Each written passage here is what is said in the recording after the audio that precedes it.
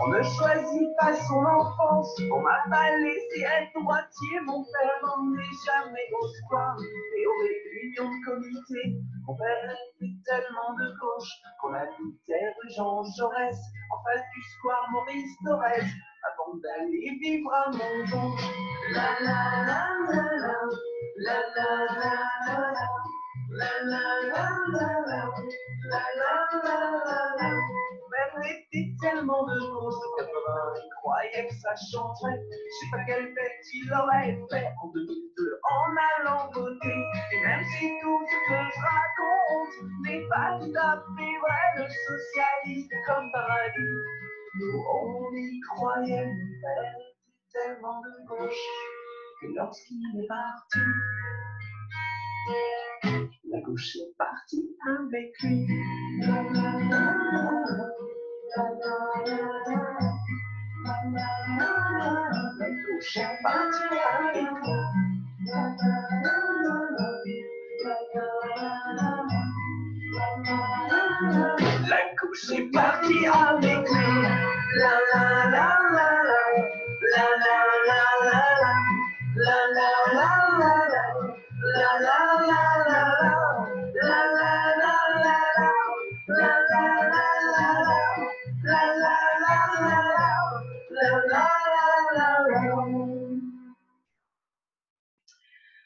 Bonjour, bonjour à toutes, à tous et autres. Alors, je vous remercie d'être ici en train de regarder ma conférence gesticulée. Donc, moi, je m'appelle Marie. Et je suis infirmière puéricultrice.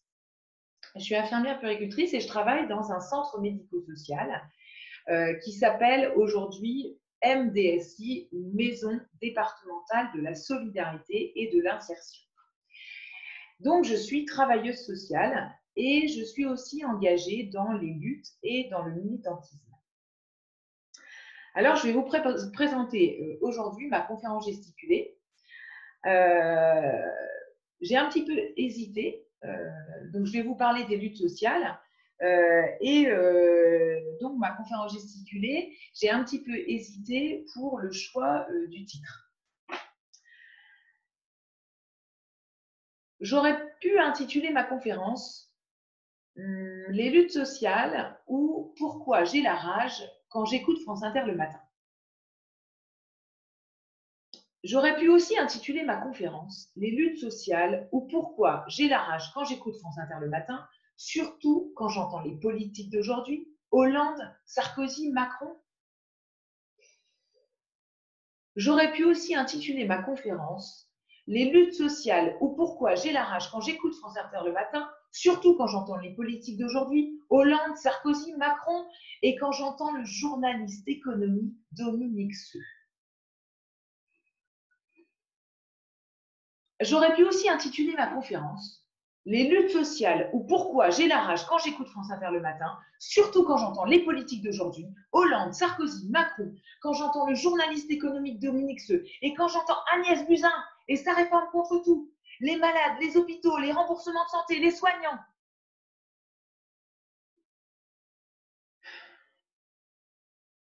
J'aurais pu aussi intituler ma conférence « Les luttes sociales » ou « Pourquoi j'ai la rage quand j'écoute France Inter le matin », surtout quand j'entends les politiques d'aujourd'hui, Hollande, Sarkozy, Macron, quand j'entends le journaliste économique Dominique Seux et quand j'entends Agnès Buzyn et sa réforme contre tout, les malades, les soignants, les hôpitaux publics, les remboursements de santé, et quand j'entends Macron et sa réforme des retraites passées en douce avec le 49.3 et soi-disant suspendu pendant le confinement général. Ouais, je sais bien ce que vous vous dites tous. Ça fait super long comme titre de conf.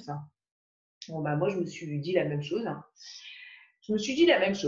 Et du coup, j'ai décidé d'intituler ma conférence « Marie au pays des luttes, histoire d'émancipation ». Et donc, je vais vous plonger au cœur des combats pour une société plus juste et plus solidaire, avec pour mémoire des luttes que j'ai vécues ou que d'autres maris ont vécues. Alors, peut-être que parmi vous, tout le monde ne sait pas ce qu'est une conférence gesticulée. Alors, je vais vous en dire 2-3 mots. Une conférence gesticulée, c'est une conférence dans laquelle le conférencier va parler d'un sujet à travers son histoire de vie, et puis il va y apporter quelques éléments théoriques. Et puis cette conférence gesticulée, elle va se terminer, ou alors il va y avoir plusieurs atterrissages politiques tout au long de la conférence gesticulée. Donc, dans une conférence classique, le conférencier, il explique, alors que dans une conférence gesticulée, le conférencier, il explique en racontant. Alors, il faut que je vous prévienne aussi, pour planter un petit peu le décor, qu'il est possible pendant ma conférence que je me mette un petit peu à pleurer ou que l'émotion soit un petit peu forte parce que je vais faire des retours qui sont émotionnellement très forts sur ma vie, sur les luttes à travers mon histoire. Et du coup, comme je ne voudrais pas quand même plomber l'ambiance festive de cette folle période de confinement général, j'ai décidé de vous mettre une petite musique, j'ai choisi une petite musique que je pourrais vous mettre si je sens que l'émotion est un petit peu trop forte. Alors cette chanson, c'est la Java des bombes atomiques de Boris Vian.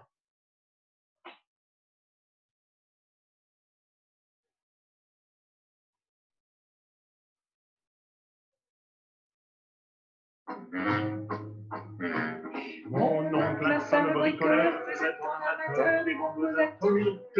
Sans avoir jamais rien appris, c'était un vrai génie, question travaux pratiques. Il s'enfermait toute la journée en fond de son atelier pour faire ses expériences. Et le soir, il rentrait chez nous et nous mettait en transe en nous racontant tout. Alors cette chanson, je ne l'ai pas choisie par hasard. En fait, cette chanson, mon père me l'avait apprise quand j'étais gamine. Et on la chantait souvent tous les deux au repas de famille. Et justement, les repas de famille, je voulais vous en parler.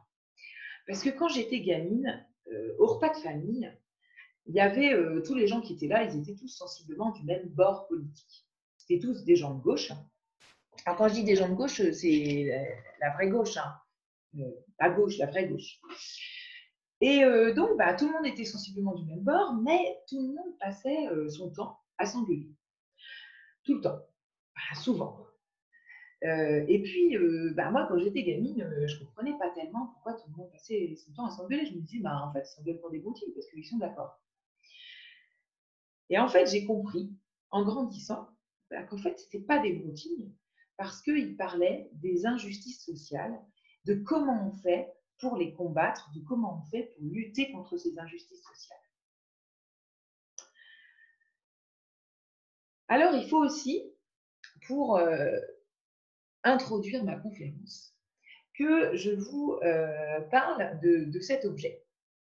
Alors, il faut que je vous en parle parce que déjà, elle est. Alors, vous allez me dire, oui, c'est une montre. Mais en fait, elle est sur l'affiche de ma conférence gesticulée, ma belle affiche qui a été réalisée par Fabien Dessineux, un dessinateur aminois éminemment connu et qui mérite d'être connu si vous ne le connaissez pas. Je leur remercie encore. Et donc, les gens me disent souvent, mais qu'est-ce que c'est que cette montre sur ton affiche? Alors, cette montre, c'est pas n'importe quelle montre. Déjà, c'était la montre de mon père. Et mon père, c'était quelqu'un qui était très militant, qui était engagé dans les associations, qui s'est battu pendant toute sa vie pour le droit des gens, qui s'est battu contre le racisme, qui a beaucoup milité au sein des quartiers. Alors, mon père, c'était pas un militant politique. Il n'a jamais été encarté. Alors, j'ai retrouvé il n'y a pas longtemps une horloge qu'il avait chez lui pour vous situer un petit peu son positionnement vis-à-vis des politiques. Alors, je vous la montre. C'est Collector. Collector et d'époque. Alors, voilà. Tout ça pour vous dire que mon père, c'était un militant associatif. Donc, j'ai beaucoup de souvenirs où j'étais sur les épaules de mon père dans des manifs. Donc voilà, donc déjà cette montre, elle est importante pour ça. Et puis mon père, il est décédé quand j'étais jeune, j'avais 14 ans, j'étais ado, donc du coup ça a aussi une importance pour moi. Cette montre, elle a, elle a une histoire, elle a un symbole qui est fort. Et puis cette montre, elle est aussi importante parce que c'est pas n'importe quelle montre, c'est une montre LIP. Alors je ne sais pas si vous connaissez l'histoire des LIP. Moi, j'étais pas née quand ces événements ont eu lieu. Ça s'est passé en 1973 et je suis née en 1978.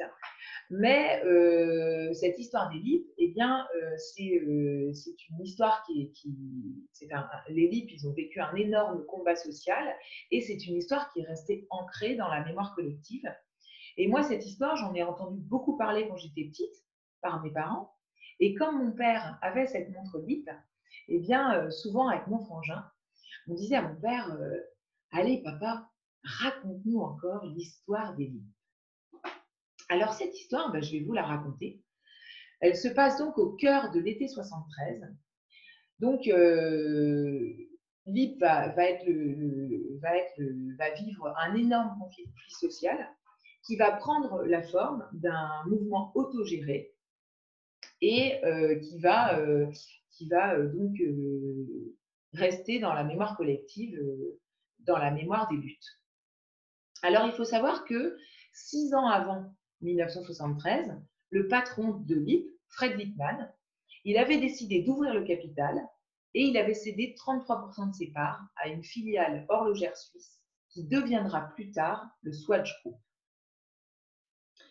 Et le 23 avril 1973, LIP dépose le bilan.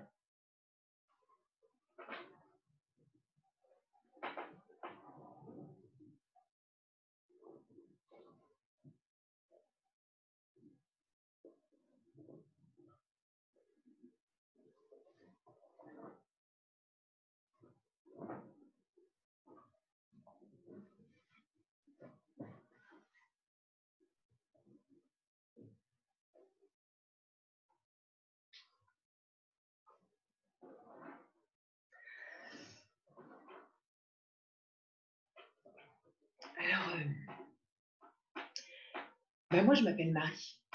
Je m'appelle Marie et je suis ouvrière chez LIP. Alors, j'ai 23 ans. J'ai commencé à travailler à l'usine, j'avais 16 ans. J'habite juste là, dans le quartier de Palin, le même quartier que l'usine, à Besançon. Et donc, bah, je suis ouvrière, je travaille à la chaîne, à la fabrique des bouts.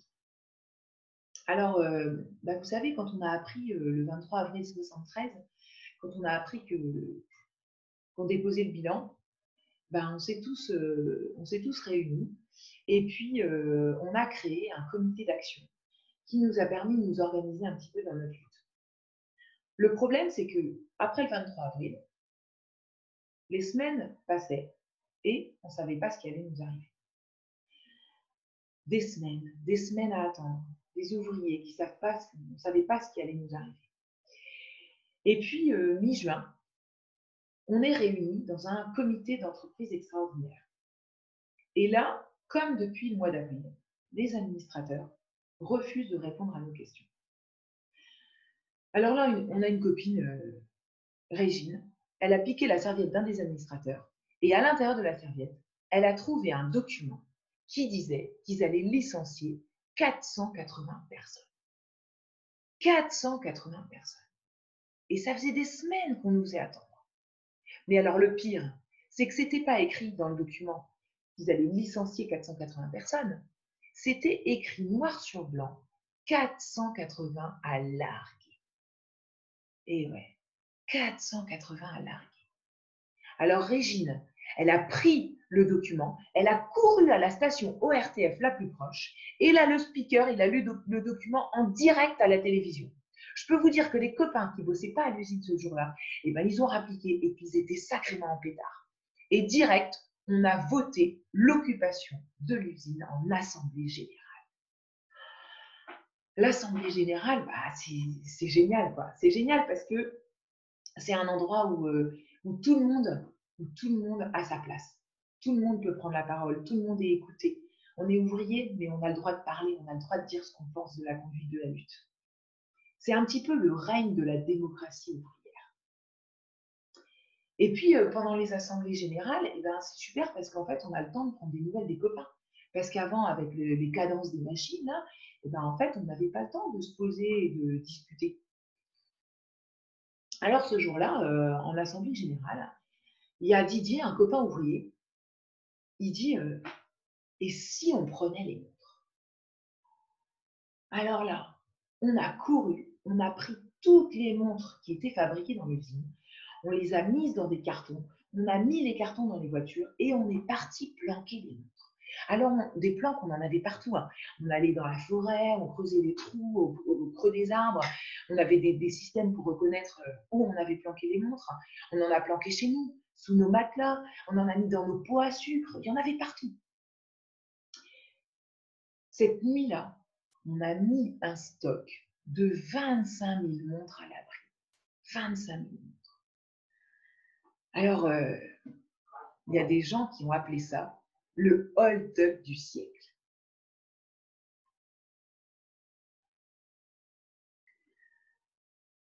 Mais attention, hein, c'était pas du vol, parce que nous, on s'est juste réapproprié ce qui en fait nous appartenait.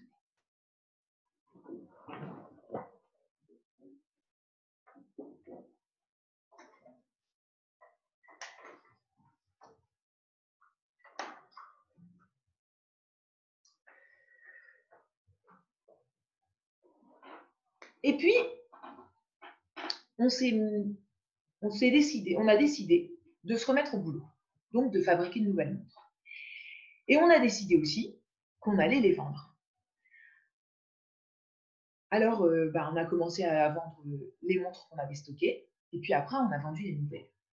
Alors, la vente, elle a super bien marché. Il y avait des gens qui habitaient dans le sud, qui montaient à Besançon, qui venaient nous prendre des cartons de montres, et puis qui allaient les vendre dans le sud sur les plages et tout ça, puis qui nous envoyaient l'argent. En 6 semaines de temps, on a fait l'équivalent du chiffre d'affaires qu'on faisait habituellement en 6 mois. Vous vous rendez compte? 6 semaines, on a fait la même chose qu'en 6 mois. Oh, on était super fiers. Alors, il y avait des planques pour les montres, il y en a eu aussi pour l'argent. Ouais. Mais celle-ci, je ne peux pas vous les dire parce qu'avec les copains ouvriers et les copines ouvrières, on s'est toujours dit qu'on garderait secret l'endroit où on avait mis notre argent. Alors, le plus grand moment d'excitation, ça a été notre première paye ouvrière. La première paye sauvage, organisée par les travailleurs pour s'assurer un salaire de survie. Cette paye-là, ça a été celle de juin 1973. On a travaillé toute la nuit pour qu'elle soit prête pour tout le monde. Et vous savez quoi? Eh bien, on se l'est même payé avec 1 jour d'avance. Alors, à l'usine, c'était hyper important qu'on participe à toutes les tâches.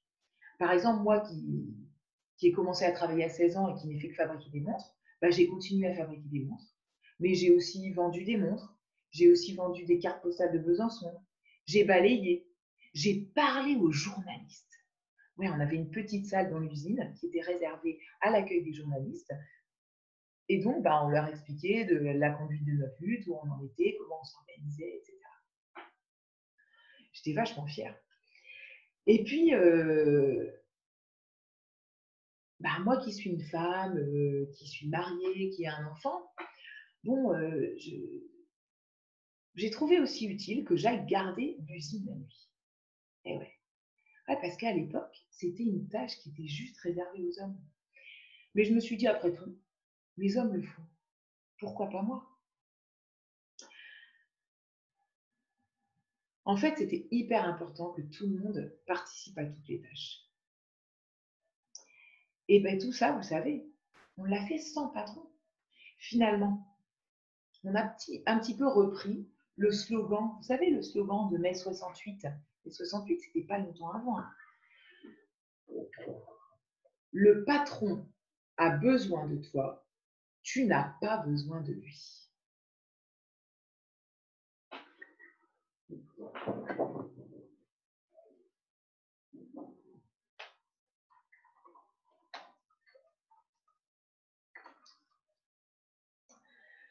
Alors, à partir de là, on avait trouvé notre slogan. Et notre slogan, on l'avait accroché en grand devant notre usine et c'est devenu le symbole de notre lutte. Ce slogan, c'était « C'est possible, on fabrique, on vend, on se paie ».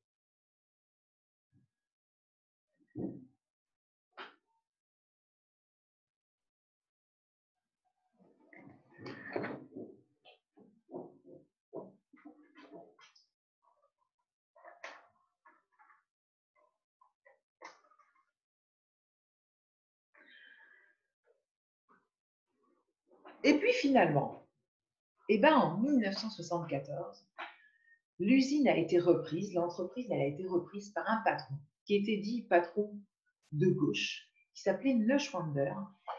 Et figurez-vous que tous les ouvriers ont été réembauchés. Eh ouais. Alors vous savez, notre grève, elle a duré 8 mois. Et 8 mois, c'est pas rien. On en est vachement fiers de notre combat ouvrier. Ouais. On en est vachement fiers parce que c'est la première fois en France qu'une grève prenait la forme d'un mouvement autogéré avec des ouvriers qui travaillent à leur propre compte et qui fabriquent leurs montres et qui les vendent dans des ventes sauvages pour se payer un salaire de survie. Alors c'est une lutte qui a été gagnée. Bah ouais, on a gagné notre lutte. On a tous été réembauchés et l'usine, elle a été maintenue ouverte.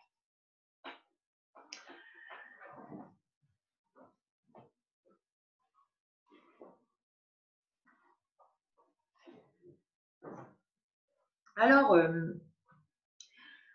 pour ceux qui connaissent l'histoire des LIP, vous allez me dire, oui, mais en fait, cette lutte, elle n'a pas vraiment été gagnée parce que finalement, 2 ans plus tard, l'entreprise, elle a de nouveau été mise en liquidation et les ouvriers, ils ont repris un mouvement social et puis finalement, ils ont choisi la voie de la coopérative encore 2 ans plus tard. Et l'usine LIP, elle a définitivement fermé à ce moment-là. Alors pourquoi je dis que c'est quand même une lutte qui a été gagnée? Parce qu'en fait, à l'époque, alors vous n'êtes pas sans savoir qu'en mai 1974, Valéry Giscard d'Estaing est élu président de la République et son premier ministre, c'est Jacques Chirac. Et en fait, à l'époque, ça leur plaît pas trop à Chirac et à Giscard d'Estaing, ce bras de fer qui a été gagné par des ouvriers finalement contre la finance. Et ils vont tout faire pour que ça ne fonctionne pas. On apprendra d'ailleurs plus tard que Valéry Giscard d'Estaing, il dira à propos des LIP, il faut les punir. Qu'ils soient chômeurs et qu'ils le restent, ils vont vérolrer tout le corps social. Alors qu'est-ce qui s'est passé? Renault, qui venait d'être nationalisé, a annulé une énorme commande de montres. Le ministère de l'Industrie a supprimé un gros versement promis. Le robinet à capitaux s'est fermé du jour au lendemain. Bref, c'est le pouvoir et la finance qui ont délibérément assassiné les LIP. Mais sans ça, c'est une lutte qui a été gagnée. Alors, ils ont gagné quoi, les LIP de cette lutte? Déjà, ils ont gagné leurs emplois. Et puis, ils se sont rendus compte qu'ils étaient capables de s'organiser, qu'ils étaient capables de faire tourner leur usine tout seuls, qu'ils étaient capables de participer à toutes les tâches en étant tous égaux. Finalement, ils sont sortis du système d'oppression dans lequel ils travaillaient. Et ils se sont beaucoup émancipés. Les hommes, mais aussi les femmes, et surtout les femmes, parce que les femmes, elles ont vu, elles ont constaté et elles ont accédé à des tâches qu'à l'époque, on ne réservait qu'aux hommes. Alors donc, cette montre, mon père, il l'avait achetée en 1973, pendant cette période d'autogestion, à une vente sauvage à la Bourse du Travail de Creil.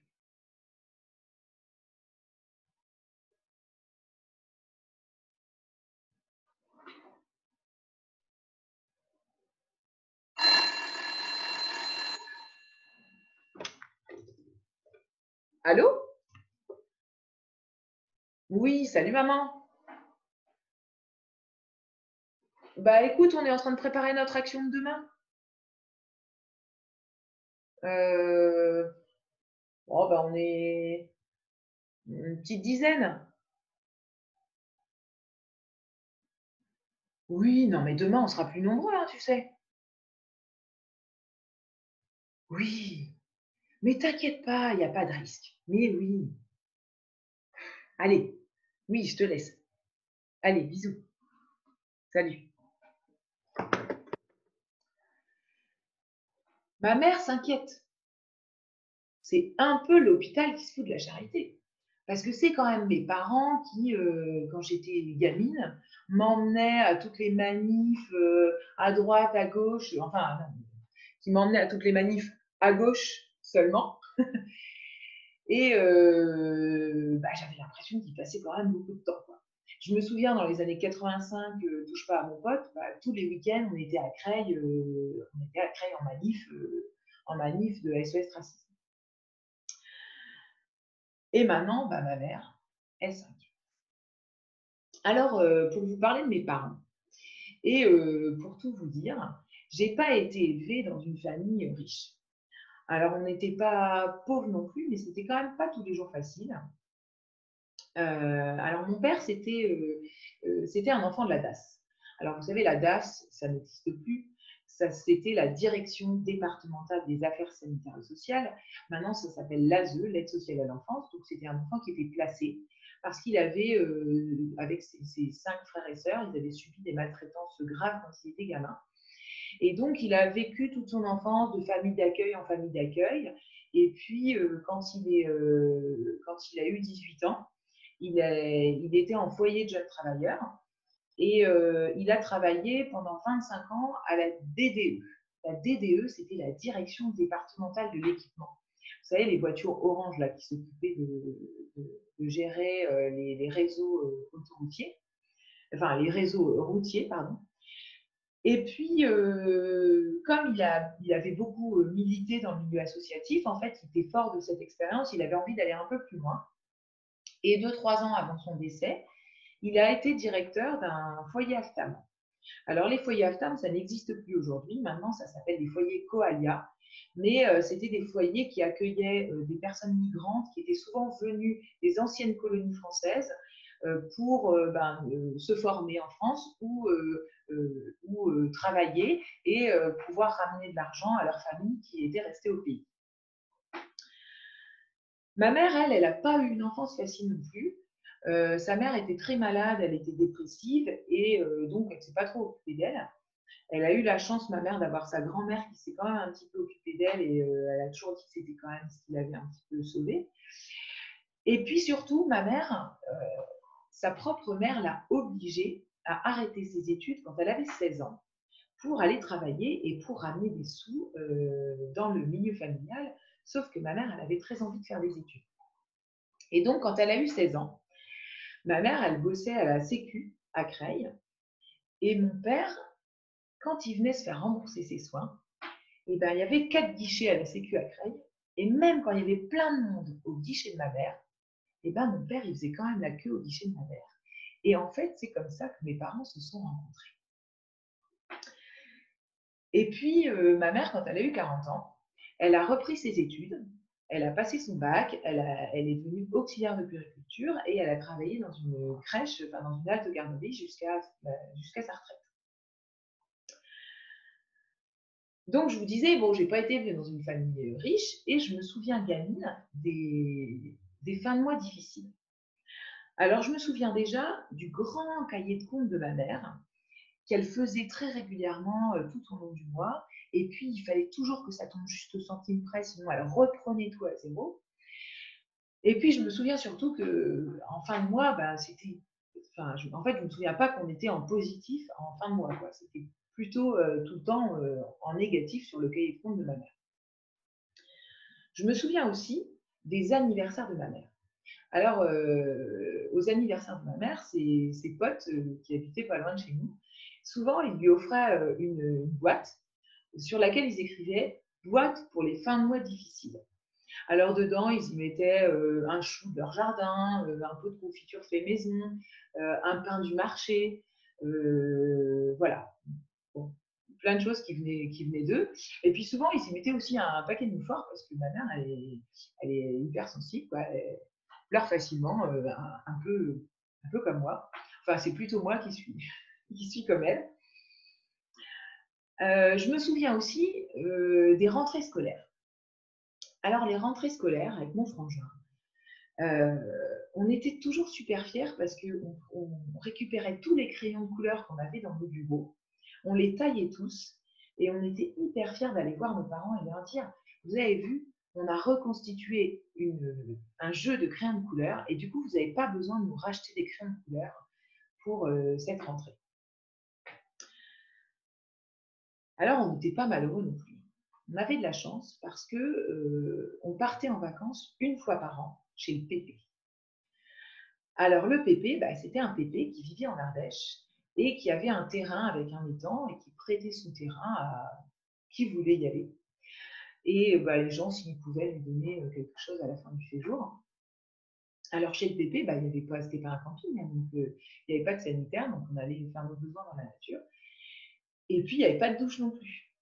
Donc, le soir, tous les soirs, on allait dans un endroit de la rivière qu'on appelait la baignoire, et puis qui ressemblait à une baignoire, et puis en fait, on allait se laver là tous les soirs. Donc, c'était super, on avait de la chance de partir quand même l'été en vacances. Et puis, on a toujours habité en location dans des logements HLM. Alors, quand j'étais toute petite, on habitait à Creil-Plateau, dans une cité qui s'appelait les Volets Verts. Et quand j'ai grandi, on a déménagé à Clermont, dans l'Oise, et on a habité dans une petite maison en location HLM, dans laquelle ma mère habite toujours aujourd'hui. Alors, quand on était à Creil, dans la cité des Volets Verts, on habitait juste à côté de l'immeuble de mon oncle Jean-Pierre, qui était un frère à mon père. Et chez mon oncle Jean-Pierre, c'était un petit peu comme, vous savez, dans la chanson de Renaud, chez la mère à Titi.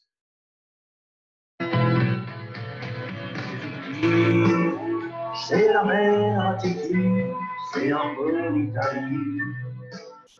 C'est le bonheur, la misère et l'ennui, c'est la mort, c'est la vie. Alors, chez mon oncle Jean-Pierre, j'ai toujours eu l'impression que c'était tout petit. En fait, je ne suis pas sûre que c'était aussi petit que ça, mais c'était très encombré. Alors déjà, il y avait toujours dans un coin de la pièce une grande cage avec plein de perruches dedans. Puis mon oncle Jean-Pierre, il avait aussi, je me souviens qu'il devait avoir quand même 3-4 chats et puis 2-3 chiens, puis c'était gros chiens. Et puis mon oncle Jean-Pierre, il faisait collection de porte-clés. Donc dans son appartement, sur toutes les arêtes de tous les murs, alors dans le couloir, dans la cuisine, dans la salle, dans les chambres, il y avait accrochés les uns à côté des autres des clous, mais vraiment collés les uns à côté des autres. Et sur chaque clou, il y avait un porte-clés de la collection de porte-clés de mon oncle Jean-Pierre. Et puis, chez mon oncle Jean-Pierre, il y avait plein d'ardoises et de portraits à l'effigie de Johnny Hallyday.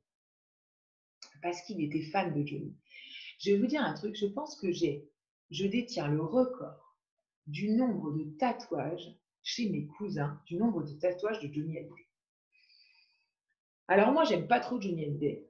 J'aime pas trop, pas parce que c'est l'idole des pauvres, mais parce que mon oncle Jean-Pierre, il a jamais pu aller voir un concert parce que même s'il était ultra fan, les places de concert de Johnny, c'était beaucoup trop cher pour qu'il puisse aller voir un concert. Bref, donc, on a quand même eu tout ce qu'on voulait. Je veux dire, on n'a manqué de rien. Et surtout, nos parents, ils se sont toujours battus pour qu'on ne galère pas comme nous. Et aujourd'hui, je vous le disais au début de ma conférence, je suis infirmière puéricultrice, catégorie A dans la fonction publique territoriale. Et mon conjoint, c'est mon chouchou, c'est son petit nom, eh bien, il est enseignant, catégorie A dans l'éducation nationale. Ouais, ça fait un sacré changement de classe sociale. Mais alors, c'est quoi? C'est quoi, en fait, les classes sociales? Alors, je vais faire un petit clin d'œil à Anthony Pouliquen, parce que en fait, je lui ai piqué littéralement. Alors, Anthony Pouliquen, pour vous dire qui c'est un conférencier gesticulant qui fait une conférence gesticulée qui s'appelle Une autre histoire de classe sociale. Et franchement, sa conférence, elle est géniale. Donc, si vous avez l'occasion d'aller la voir, allez-y. Et donc, je fais un petit clin d'œil à Anthony Pouliquen parce que je lui ai littéralement piqué sa partie qu'il appelle analyse marxiste Bac plus 1 des classes sociales. Alors, il le sait, il est d'accord, il m'a donné son accord, et en même temps, lui, il a un peu piqué l'analyse à Marx et il ne lui a même pas demandé son avis puisqu'il ne pouvait pas. Donc, je vais vous parler des classes sociales. Alors, dans l'analyse marxiste, on trouve principalement deux classes antagonistes. Les prolétaires, la villageoise, le gros rouge qui tache,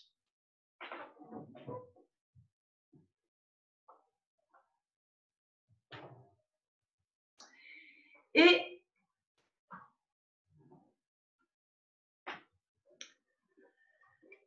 la bourgeoisie.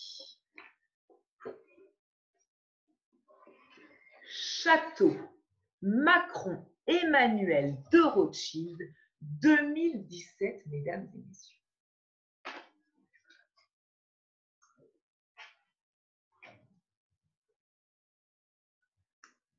Et donc, tout le pouvoir est organisé pour permettre à une classe d'en dominer une autre. Une classe dominante et une classe dominée. Alors, la classe dominante, la classe dominée, c'est elle qui fait vivre la classe dominante. Par exemple, dans les usines de Bernard Arnault, c'est les ouvriers qui bossent dans ces usines qui font vivre Bernard Arnault. On est bien d'accord. Alors, les classes, elles naissent de l'organisation du travail. Elles naissent de l'organisation des moyens de production. Et dans la société capitaliste, l'organisation des moyens de production, elle se fait sous le principe de la division du travail. Et la division du travail, c'est quoi? Eh bien, c'est un processus à 3 niveaux. Le premier niveau, c'est qu'on va séparer les tâches. C'est-à-dire que la tâche qui consiste à fabriquer les montres dans l'usine LIP, eh bien, ce n'est pas la même que celle qui consiste à diriger l'entreprise. Deuxièmement, le deuxième niveau de ce processus, c'est qu'on va hiérarchiser les tâches. C'est-à-dire qu'on considère que la tâche qui consiste à fabriquer les montres dans l'usine, elle est inférieure à celle de diriger l'entreprise LIP. Et puis, le troisième niveau de ce processus, c'est qu'on va spécialiser les tâches. C'est-à-dire qu'on ne peut pas tourner au sein des différentes tâches. On considère ou on fait croire à Marie qu'en fait, elle ne sera jamais capable et elle ne pourra jamais diriger l'entreprise. Et donc, c'est ce processus à 3 niveaux qui va donner naissance à des groupes sociaux qu'on appelle les classes sociales. Alors, on identifie ces classes sociales en mesurant la distance entre l'individu et la propriété. Alors attention, la propriété, c'est pas la propriété de votre maison ou de votre voiture. C'est la propriété des entreprises, des moyens de production, des travailleurs qui sont à l'intérieur. Donc, plus je suis proche de la propriété et plus je m'embourgeoise, plus j'en suis éloignée et plus je me prolétarise. Alors, les bourgeois, ils sont propriétaires des moyens de production et des travailleurs qui sont à l'intérieur, enfin, qui travaillent dans ces usines. Et les prolétaires, eux, ils n'ont pour seule richesse que la force de leur travail. Et cette force de travail, eh bien, ils vont tenter de la vendre le plus cher possible à la bourgeoisie. Sauf que la bourgeoisie, elle n'a pas du tout envie de satisfaire les exigences salariales des prolétaires. Et du coup, il y a un rapport de force qui va naître entre les prolétaires qui tentent de mettre fin à un système d'exploitation et les bourgeois qui veulent de plus en plus exploiter les prolétaires. Et ce rapport de force, eh ben, c'est ce qu'on appelle la lutte des classes. Alors Marx, qu'est-ce qu'il propose? Ben, Marx, il propose la fin de ce système, la chute du capitalisme. Si on met fin à la division du travail, il n'y a plus de groupes sociaux, il n'y a plus de classe sociale. Et donc, il n'est plus possible d'être propriétaire exclusif d'un moyen de production. Il n'est plus possible que les patrons soient propriétaires des travailleurs. Et il n'est plus possible qu'une minorité de la population se partage les richesses produites par les autres. En fait, Marx, ce qu'il propose, c'est qu'on devienne collectivement propriétaire des moyens de production. Alors aujourd'hui, dans le monde dans lequel on vit maintenant, on n'a pas deux classes sociales. Il y en a 5 qui sont classifiées par l'INSEE. Alors, encore plus bas que les classes prolétaires, eh ben, on a les pauvres. Alors, les pauvres, ben, en fait, ils n'ont même pas de classe, ils sont déclassés. Donc, on a les pauvres. Après, on a la classe prolétaire ou classe ouvrière. La classe moyenne ou classe intermédiaire. La classe aisée. Et puis après, on a la bourgeoisie. Alors, la bourgeoisie, ben, c'est pareil, eux, ils n'ont pas de classe. En fait, ils sont surclassés. Et puis après, on a les riches, les ultra riches et les ultra riches, mais eux, ils sont hors classe. Hors classe.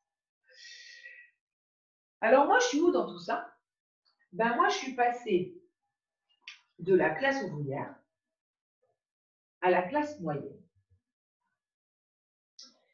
Eh bien, figurez-vous que ce n'est pas si facile que ça, ce changement de classe sociale. Ben, parce qu'on se pose toujours des questions.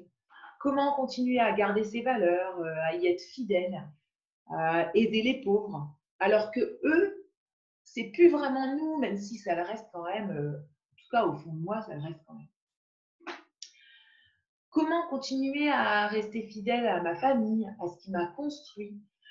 Comment être légitime aussi pour lutter pour les classes populaires et pour les pauvres, alors que, encore une fois, j'appartiens plus vraiment à cette classe-là. Finalement, comment tu quittes une classe sociale sans jamais vraiment la quitter? Et surtout, comment aujourd'hui je transmets ces valeurs-là à mes filles qui ne vivent pas du tout comme moi j'ai vécu étant gamine, qui partent en vacances plusieurs fois par an et qui partent même en vacances au ski. Eh ouais. Alors un jour, j'avais une vingtaine d'années, mon frère il m'appelle et puis il me dit Marie, je vais acheter une maison. Alors là, je ne peux pas vraiment vous dire dans quel état j'ai été. C'était un espèce d'état de stupéfaction, quoi. C'est-à-dire que en fait, je ne m'attendais pas du tout à ce qu'il m'annonce ça et je ne m'étais jamais projetée, je ne m'étais jamais dit qu'un jour quelqu'un dans la famille deviendrait propriétaire d'un bien immobilier. Alors, c'est pas que je me disais, oh là là, c'est naze, parce qu'en fait, on ne pourra jamais être propriétaire d'un bien immobilier parce qu'on n'a pas de sous. C'est juste que ce n'était pas la norme, donc je n'y avais jamais pensé.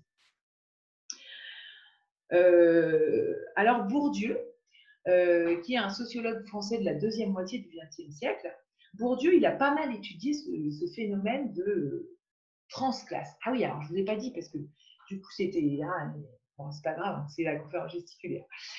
C'était le premier secret de ma conférence, c'est qu'en fait, du coup, je suis une transclasse, puisque j'ai changé de classe sociale.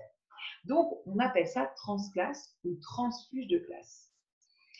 Et donc, Bourdieu, il a pas mal étudié ce phénomène de transclasse, et lui, il dit que le transfuge de classe, il vit un décalage avec son milieu parce qu'il est en marge de sa classe d'accueil et en même temps, il n'appartient plus vraiment à sa classe d'origine. En gros, ce que Bourdieu il dit, c'est qu'on a le cul entre deux chaises. Alors, parfois, c'est un petit peu compliqué parce qu'en fait, on se sent toujours un petit peu obligé d'adapter son comportement ou ses valeurs ou son attitude à sa classe d'arrivée. Par exemple, moi, je me sens des fois obligée d'adapter mon comportement ou par exemple d'adapter mon vocabulaire ou mon accent picard en fonction de où je me trouve. Finalement, c'est un petit peu comme si on donnait au transfuge de classe un permis de séjour, mais qu'il fallait toujours qu'il prouve qu'il est à la hauteur. Alors moi, ça me fait penser. Ça me fait penser au repas chez nos copains Jean-Jacques et Sabine. Putain, les repas chez nos copains Jean-Jacques et Sabine, là, franchement, ouais, j'en peux plus, quoi. J'en peux plus. Alors, pour vous décrire le truc, Jean-Jacques, il est flûtiste. Bon, il est flûtiste, hein, comme plein de monde, en fait. Hein. Sauf que Jean-Jacques, il n'est pas flûtiste n'importe où. Parce que Jean-Jacques, il est premier flûtiste solo à l'Orchestre national de France. Attention. Et Sabine, Sabine, elle a commencé à travailler à 18 ans avec son papa dans l'immobilier. Et puis elle trouvait que quand même, c'était un petit peu dégueulasse de commencer sa carrière avec 1800 € net par mois. Et puis surtout, Sabine, elle est tout le temps en train de s'insurger contre les charges sociales. Alors, chez Jean-Jacques et Sabine, eh ben, faut s'habiller pas trop décolleté et puis pas trop court, parce que ça fait un peu cassos.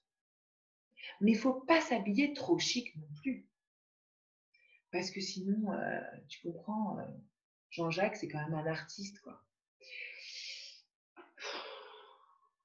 Et vous savez quoi? Je vais vous livrer. Alors en fait, c'est le deuxième secret, parce que le premier, c'est que j'ai été transclasse, mais je vais vous livrer le deuxième secret de ma conférence gesticulée.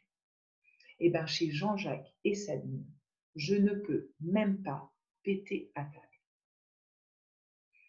J'imagine que vous êtes en train de vous marrer là derrière vos écrans, mais n'empêche, c'est vachement difficile parce qu'en plus, les repas, ils s'éternisent et ça dure des plombs. Enfin bref.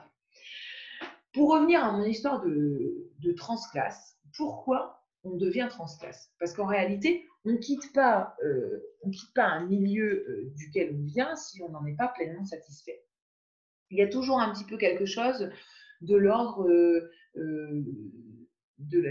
de la souffrance, quoi. Mais en même temps, cette souffrance, ça peut aussi donner une énergie pour combattre. Alors, par exemple, ma mère, quand on était au collège, elle exigeait toujours qu'on ait des notes supérieures à 15 sur 20. Je veux dire, quand tu rentrais du collège et que tu avais un 15 sur 20, tu te faisais pas engueuler, mais c'était quand même limite, quoi. C'est-à-dire qu'il fallait faire mieux la prochaine fois. Combien de fois j'ai entendu ma mère me dire, si tu n'as pas de bons résultats et que tu n'as pas un niveau social suffisamment élevé, on n'écoutera jamais tes revendications. Tu ne seras jamais considéré. Alors vous entendez, derrière ces paroles-là, toute la souffrance de mes parents, mais aussi toute la souffrance des pauvres et des classes populaires. Et en même temps, elle n'a pas tort, ma mère. Parce qu'aujourd'hui, dans la société dans laquelle on vit, on n'écoute pas les gens qui ne produisent pas de richesse financière. Ça vous fait pas penser un petit peu à quelque chose?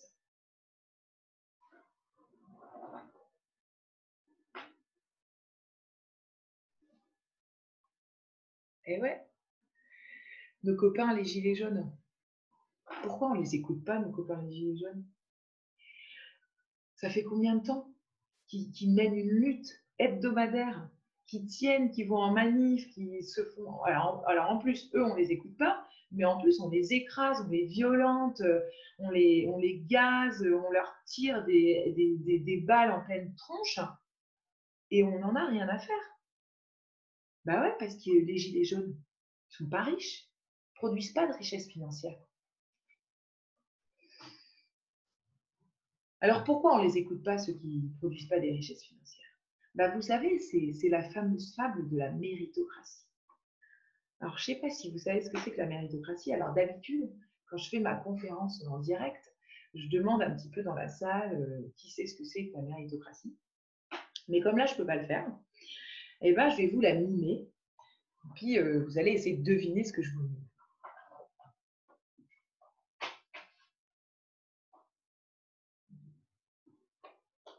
Vous regardez bien.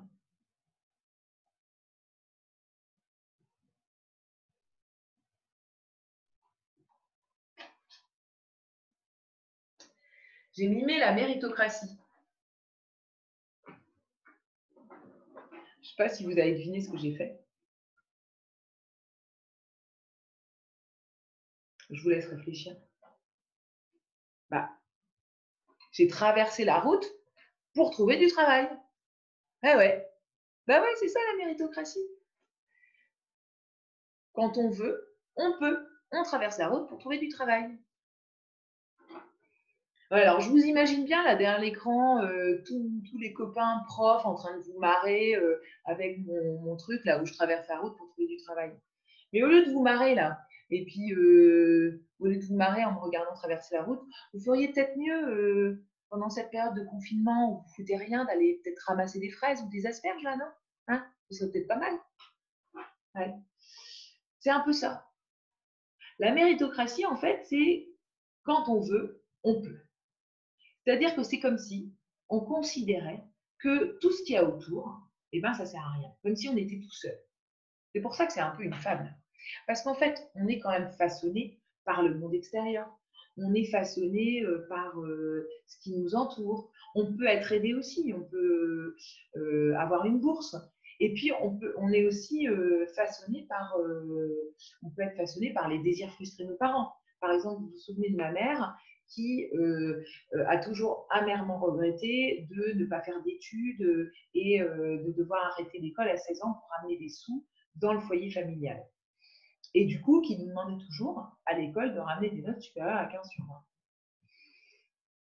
Et puis, eh ben, on est aussi façonné par les rencontres qu'on fait. Et des fois, ces rencontres-là, eh ben, elles peuvent agir un petit peu comme des bonnes fées.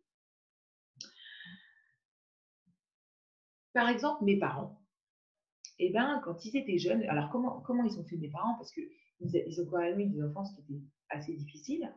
Et comment ils s'en sont sortis? Eh ben, quand ils étaient jeunes adultes, ils ont rencontré des copains qui étaient militants à la JOC. La JOC, c'était la Jeunesse ouvrière chrétienne. Alors, c'était un mouvement chrétien, mais surtout très militant ouvrier. Et j'ai relu il n'y a pas longtemps les textes de mariage de mes parents.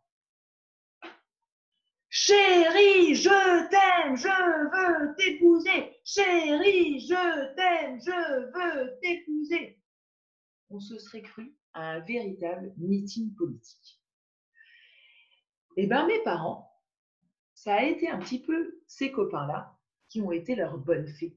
C'est un petit peu grâce à eux qu'ils s'en sont sortis et puis qui se sont sortis un peu de la merde de leurs enfances respectives. Mais bon, de toute façon, Macron, je ne sais pas s'il connaît la JOC et surtout, je suis sûre d'une chose, c'est que Macron, c'est pas un transfuge de classe. Bref, donc je disais que finalement, quand on est transfuge, eh ben, on a toujours un petit peu, le cul entre deux chaises, quoi. On est toujours un petit peu mal à l'aise dans notre milieu d'arrivée. Et puis, on a toujours des copains aussi qui s'amusent de nous embêter avec notre nouvelle situation sociale. Alors, je vais vous livrer le 3e secret de ma conférence gesticule. Mais celui-là, vraiment, il met mal à l'aise. Eh bien, ce 3e secret, c'est que j'habite Henryville. Alors, pour ceux qui ne connaissent pas, Henryville, c'est le quartier bourgeois d'Amiens. Alors, en fait, j'habite Henryville parce que quand on a cherché une maison à acheter, il y avait des gens qui se séparaient dans le quartier Henryville, qui avaient vraiment bradé leur maison. Du coup, elle était beaucoup moins chère que dans d'autres quartiers. Nous, on n'avait pas du tout envie d'habiter dans ce quartier-là, mais du coup, c'était beaucoup plus intéressant. Et du coup, on a acheté la maison dans ce quartier. Alors, ce que je viens de vous dire là, je le dis à chaque fois que je suis obligée de dire que j'habite Henryville. Tellement j'ai honte d'habiter dans le quartier Henryville. Parce qu'en fait, en général, je ne suis pas obligée de le dire parce que je trouve des subterfuges. Je dis, j'habite, quand on me demande où j'habite, en fait, je dis, j'habite quartier sud d'Amiens, j'habite pas loin de la cité scolaire, enfin voilà, j'essaie de broder. Sauf que parmi mes amis, il se reconnaîtra puisque je sais qu'il est en train de regarder la conférence derrière son écran. J'ai un ami du nom de Romain L, pour ne pas le citer, qui se fait un malin plaisir de me demander à chaque fois qu'on est en réunion de travail avec d'autres personnes que je ne connais pas forcément, qui se fait un plaisir de dire « Bon, on va faire un petit tour de table et puis on va dire dans quel quartier on habite. » Voilà, voilà. Alors, moi, ce que je voudrais aujourd'hui dire à ce cher Romain, c'est que moi, j'habite peut-être dans le quartier Henryville, mais moi, pendant cette petite période de confinement de, pour l'instant, 1 mois, j'ai quand même mis ma petite affiche de soutien aux hôpitaux devant ma maison. Voilà, donc j'ai écrit des lingots pour le stop les capitaux. Et j'aimerais bien savoir si toi, Romain, tu as fait la même chose sur ta maison. Parce que moi, à Henryville, je peux dire que mettre une affiche comme ça, ça déchire tout. Bref, alors moi, ça me faisait quand même peur aussi d'habiter dans ce quartier, parce que quand on a eu notre première fille, je me suis dit, oh là là, elle va aller à l'école du quartier, du coup, ça ne va pas du tout être un reflet de la société dans laquelle on vit. Et puis finalement, j'ai quand même eu de la chance, c'est que juste à côté de l'école publique du quartier, il y a une grosse école privée. Et du coup, tous les petits-enfants du Magnum, là, ils vont dans l'école privée d'à côté. Alors pourquoi finalement ça me fait peur comme ça, ma nouvelle condition sociale? Ça me fait peur parce que j'ai pas envie qu'on me prenne pour une dominante ou encore pire, d'en devenir une. Je me suis souvenu en travaillant sur ma conférence gesticulée que quand j'ai fait mes études, quand j'ai démarré mes études, en fait, j'ai fait des études à la fac de médecine. Et les 2 premières années, je me souviens que j'arrêtais pas de dire à ma mère, mais maman, si je deviens médecin, est-ce que je vais pas devenir comme? Alors, je m'excuse à l'avance pour des copains médecins qui regarderaient ma conférence gesticulée. Je sais bien que tous les médecins ne sont pas cons, mais il y en a quand même un certain nombre. Et finalement, pour moi, le problème, il s'est réglé tout seul parce que j'ai pas eu le concours d'entrée à l'école de médecine. Du coup, j'ai même pas eu à me poser la question. Alors, c'est pour ça, en fait, que j'assume pas cette nouvelle condition sociale. C'est que aujourd'hui, on est trop associé à des dominants parce qu'on est dans un système qui fonctionne comme ça. En fait, on a divisé les gens en classes sociales, en plein de classes sociales. C'est la bourgeoisie qui a organisé ça, qui a divisé les gens en plein de classes sociales. Et du coup, en faisant ça, la bourgeoisie, elle a donné du pouvoir et des privilèges aux classes intermédiaires, aux classes aisées, et bien sûr, la bourgeoisie, ils en avait déjà. Et du coup, en donnant ces privilèges, qu'est-ce qu'elle a fait? Les gens maintenant qui sont dans les classes intermédiaires, moyennes, classes aisées, ils n'ont pas trop envie de perdre leurs privilèges. Et du coup, comme ils n'ont pas envie de perdre leurs privilèges et qu'ils en ont, ils n'ont plus envie d'aller se battre pour les classes populaires ou pour les pauvres. En fait, donner du pouvoir à la classe moyenne, c'est vraiment un moyen pour la bourgeoisie d'empêcher les classes populaires et les pauvres de se faire entendre.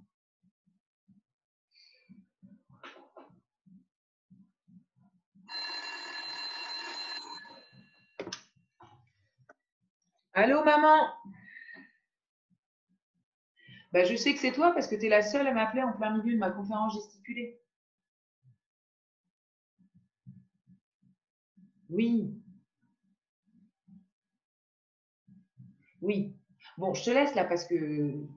Ah ouais. Oui, oui, puis il faut que je prépare ma valise pour partir en Éthiopie. Allez, ouais, bisous. Salut, maman.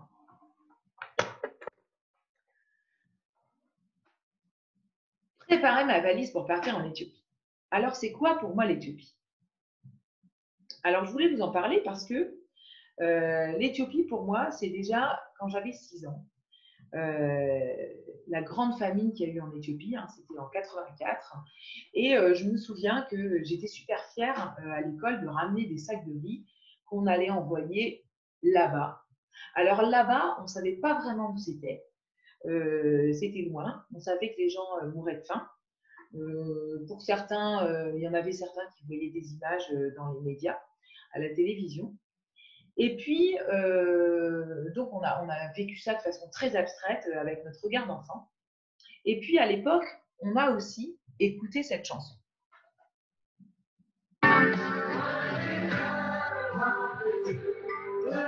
De nos foyers, l'Éthiopie meurt peu à peu. Rien qu'une chanson pour ne plus fermer les yeux. C'est beaucoup et c'est bien peu, c'est bien peu. Alors, je voulais vous parler de l'humanitaire parce que l'humanitaire, en fait, c'est pas que envoyer des sacs de riz, c'est pas que récolter du riz et envoyer des sacs de riz là-bas. Et puis l'humanitaire, c'est pas non plus que faire une chanson quand on est une star. Et moi, je voulais vous parler un peu d'humanitaire parce que avant de m'engager dans des luttes en France, j'ai eu envie de m'engager vraiment et je suis partie travailler en humanitaire. Et des luttes, eh ben, j'en ai vu des très belles euh, à l'étranger. Et je voulais vous en parler parce que les luttes, ça ne s'arrête pas juste à nos frontières. Et la réalité de l'humanitaire, c'est que quelques années plus tard, je me retrouverai avec une enfant qui est morte de faim dans mes mains, avec sa mère à mes côtés. Alors, il faut savoir qu'en Afrique, il y a un enfant sur 5 qui ne passe pas l'âge de 5 ans. Il y a un enfant sur 5 qui meurt avant l'âge de 5 ans parce qu'il n'a pas eu assez à bouffer. Il y a un enfant sur 5 qui meurt avant l'âge de 5 ans parce qu'il n'a pas eu la chance d'avoir un vaccin remboursé par la sécurité sociale. Il y a un enfant sur 5 qui meurt avant l'âge de 5 ans parce qu'il est trop loin d'une structure de santé, qu'il est malade et qu'il n'a pas le temps d'aller se faire soigner. Alors, je ne veux pas du tout vous présenter ça comme un cliché. Hein. Bien sûr, selon que l'on habite dans les villes ou dans les campagnes, on n'est pas pris en charge de la même manière par les systèmes de santé, mais c'est quand même une moyenne. En Afrique, il y a un enfant sur 5 qui ne passe pas l'âge de 5 ans. Alors, je voulais vous montrer ça. Alors ça c'est quelque chose qu'on utilise quand on travaille en Afrique. En fait, ça s'appelle un MUAC. Alors, en fait, c'est un instrument de mesure du périmètre brachial, donc du tour du bras. Et donc, on utilise ça en Afrique pour avoir un indice, pour calculer un indice de masse corporelle et pour identifier rapidement des enfants qui seraient à risque de mortalité. Ça, c'est un pour enfants. Donc, quand on est dans le rouge, c'est qu'on est l'enfant, il est en malnutrition sévère, en orange, malnutrition modérée, en jaune, à risque, et en vert, c'est normal. Alors moi, j'ai vu une enfant qu'on a pris en charge et d'ailleurs qui est après repartie renourrie, je dirais, guérie, renourrie. Et donc, elle avait son MUAC, il était à 74. Alors 74, ça fait ça. Et pour vous donner un élément de comparaison, eh ben, ça fait la taille de mon pouce. Ça fait la taille de mon pouce. Et cette enfant, elle avait 18 mois.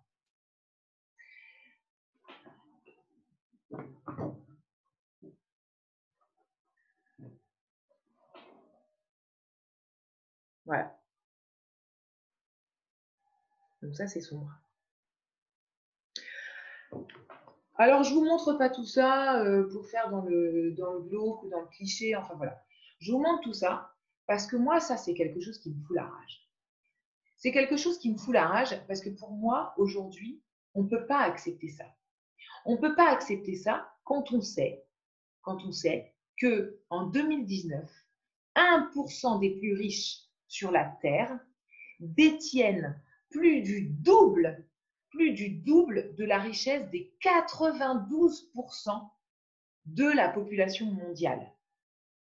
1% possède plus du double de 6,9 milliards de personnes. On ne peut pas accepter ça non plus quand on sait que dans le monde, en 2018, il y avait 26 personnes qui étaient aussi riches que la moitié de l'humanité. C'est-à-dire il y avait 26 personnes qui étaient aussi riches que 3,8 milliards de personnes. On ne peut pas non plus accepter ça quand on sait que en France, en 2019, il y a 7 milliardaires qui possèdent autant que 30% de la population la plus pauvre. Alors, c'est en 2019 qu'il y a 7 milliardaires qui possèdent autant de 30% des plus pauvres. Parce qu'en 2018, ils étaient 8. Mais comme ils se sont enrichis, ils n'ont plus besoin que d'être 7 maintenant pour détenir autant que 30% des plus pauvres.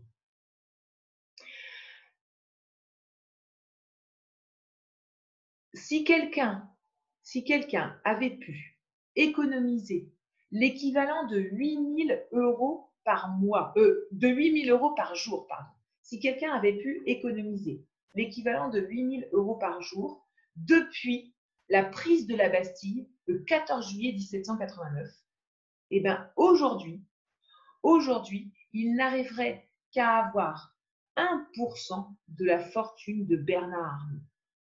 Non, mais vous vous rendez compte, 8 000 euros par jour depuis le 14 juillet 1789, il arrive à 1% de la fortune de Bernard Arnault. Et les femmes, elles sont en première ligne de ces inégalités. Parce que dans le monde, les hommes détiennent 50% de richesse de plus que les femmes. Alors bon, je vous donne ces quelques chiffres parce que voilà, ça me fout la rage. On ne peut pas rien faire quand on compare ce que je vous ai expliqué, que je vois quand je vais travailler en humanitaire en Afrique, et ce qui se passe aujourd'hui, et ce que détiennent les plus riches dans le monde. C'est pas possible. Et moi, ça, je peux pas rien faire à mon échelle. Et du coup, des luttes, j'en ai vraiment vu des belles quand je suis partie travailler en Afrique. Et du coup, je voulais vous les raconter. Alors déjà, j'en ai vu une belle quand je travaillais au Togo.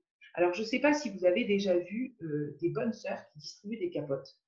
Et moi, quand j'ai travaillé au Togo, j'ai rencontré des bonnes sœurs qui travaillaient, qui avaient ouvert un centre de prise en charge de malades du sida. Alors, encore une fois, je ne fais pas dans le cliché, hein, les malades du sida, il y en a partout dans le monde, pays développés ou pays en voie de développement. Là, je vous raconte ce que moi j'ai vu. Donc, ces bonnes sœurs, elles avaient toujours des capotes dans les poches et elles en distribuaient tout le temps. Tout le temps parce qu'elles voyaient ce qui se passait. Elles voyaient des gens qui mouraient du sida. Et du coup, elles n'en avaient rien à faire du discours de l'Église et du discours du pape. En fait, elles s'étaient complètement émancipées, elles étaient complètement sorties du système de domination que l'Église pouvait avoir sur elles. Alors un jour, on part dans la brousse avec une des sœurs qui s'appelait sœur Thérèse Marie. On part dans la brousse et puis on va visiter Fatoumata. Alors Fatoumata, c'est une femme qui a le sida. En fait, elle est en phase terminale de sida et elle va mourir, elle le sait. Et on va la visiter pour discuter un petit peu avec elle, prendre de ses nouvelles, savoir comment elle va, enfin passer un moment avec elle. Et puis quand on arrive là-bas, sœur Thérèse Marie, elle lui dit ça va Fatoumata, t'as bien dormi cette nuit? Et Fatoumata, elle dit c'était vraiment dur parce que j'ai eu vraiment mal, j'avais beaucoup de douleurs, mais heureusement, j'avais du Doliprane. Alors Fatoumata, elle avait du Doliprane et c'était tellement un luxe pour elle d'avoir du Doliprane que ça lui soignait ses douleurs de sida. Et en même temps, c'était tellement un luxe pour elle. En fait, Fatoumata, elle n'avait pas de traitement pour se soigner du sida. Du coup, c'était un luxe pour elle parce qu'elle allait pouvoir mourir du sida en n'ayant quand même pas trop mal. Ou en tout cas, en ayant moins mal. Nous, du Doliprane, on en a plein. On en a plein, on en a même qui se périment au fond de notre armoire à pharmacie. On a tous du Doliprane dans notre sac, on en emprunte aux copains, on en a toujours une plaquette dans notre tiroir de bureau. Pourquoi on en a plein? Moi, j'ai toujours du Doliprane dans mon sac et je sais pourquoi j'en ai. C'est grâce à notre beau système de solidarité. Vous savez, super système de solidarité que Macron il vient juste de découvrir là, suite au coronavirus. Vous savez le truc où il s'est dit en fait c'est génial ce système, il faudrait vraiment le protéger. Non, je déconne. Je sais qu'il l'a dit, mais que c'est pas vraiment ce qu'il pense. Enfin bon, bref. On a un bon système de solidarité. Et donc, on ne doit pas parler de charge sociale. On doit arrêter de parler de charge sociale. Parce que les charges, c'est lourd en fait, c'est lourd à porter, ça fait mal au dos, c'est difficile. Alors que les cotisations sociales, eh ben, c'est quelque chose de positif, c'est de la solidarité.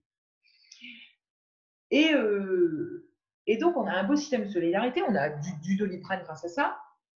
Et puis, on a aussi plein d'autres médicaments qui se périment au fond de notre armoire à pharmacie. Ben ouais, parce que finalement, on a un système de solidarité absolument génial qui est unique en fait en Europe et même dans le monde et qu'il faudrait universaliser. Mais ce système de santé, il nous est bénéfique et il faut aussi qu'il soit bénéfique au système capitaliste. Et pour être bénéfique au système capitaliste, c'est-à-dire pour qu'il permette, en fait, il faut que ce système, il permette aux riches de s'enrichir encore plus. Il faut qu'il permette aux firmes pharmaceutiques de s'enrichir pour pouvoir donner encore plus de sous aux actionnaires. Et pour pouvoir donner plus de pognon aux firmes pharmaceutiques, et ben, qu'est-ce qu'on fait? Eh ben, on blinde les gens de médicaments. On blinde les gens de médicaments. Et on en oublie bien souvent qu'il existe des systèmes de santé alternatifs, des médecines alternatives qui peuvent être très utiles dans bien des cas et qui malheureusement sont bien souvent non remboursées par la sécurité sociale. Bah ouais, parce que ça ne remplit pas les poches des firmes pharmaceutiques. Donc finalement, avec le capitalisme, on crée un système de santé qui est pathologisant parce que, en fait, il faut le valoriser, mais il faut aussi arrêter de faire croire aux gens qu'il n'y a que les médicaments qui vont leur permettre de récupérer la santé. Alors, pour revenir aux luttes que j'ai vécues quand j'étais en Afrique, j'en ai vécu aussi une très belle quand j'étais en Éthiopie. Alors, je suis partie travailler en Éthiopie avec l'association Médecins sans frontières. Et on était donc en Éthiopie, il y a 5 régions. Et ces 5 régions, elles sont donc il y a 5 populations, 5 peuples qui vivent dans ces 5 régions. Et nous, on était dans la région Afar. Et donc, dans la région Afar, les gens qui vivent là, c'est des Afars. Alors, les Afars, c'est des gens qui vivent de manière très traditionnelle. Ce sont des populations nomades et semi-nomades qui vivent en plein milieu du désert. Ce sont des populations, ce sont des gens qui pratiquent encore la polygamie. Les jeunes filles, c'est des jeunes filles, sont mariées environ à l'âge de 13 ans. Et les Afars pratiquent l'excision dans sa forme la plus extrême, qui s'appelle infibulation ou excision pharaonique. Donc en fait, 1 ou 2 jours après la naissance, l'infibulation, ça consiste à couper le clitoris, mais aussi les petites lèvres et les grandes lèvres, et tout est recousu. Et donc, il n'y a plus qu'un tout petit orifice, tout va cicatriser, il n'y a plus qu'un tout petit orifice pour uriner. Alors, je ne vous parle pas des douleurs au premier rapport sexuel et encore moins des douleurs au premier accouchement. Et donc, quand j'étais en Éthiopie, un jour, j'ai pratiqué un accouchement. Et donc, la maman, elle a donné naissance à une petite fille qu'elle a appelée Marie. Bah ouais, parce que même si on veut pas, finalement, même si moi je veux pas rentrer dans ce système de domination, eh ben je sais très bien que si elle a appelé sa fille Marie, c'est parce que j'étais là, que je suis blanche et que je suis européenne. Donc, elle donne naissance à Marie et on évoque un petit peu l'excision après la naissance. Et puis, une semaine après, il y a une cérémonie traditionnelle pour la naissance de Marie à laquelle je suis invitée. Cette cérémonie, elle se passe dans 2 lieux différents pour les hommes et pour les femmes. Donc, je vais à la cérémonie avec les femmes et je me retrouve donc avec Marie, sa mère, sa sœur et sa grand-mère. Alors, je vais vous montrer la génération de Marie. Donc là, c'est Marie avec sa grand-mère. Et puis, là, c'est Marie avec sa mère et avec sa sœur. Donc là, on a 3 générations de femmes dans la famille de Marie.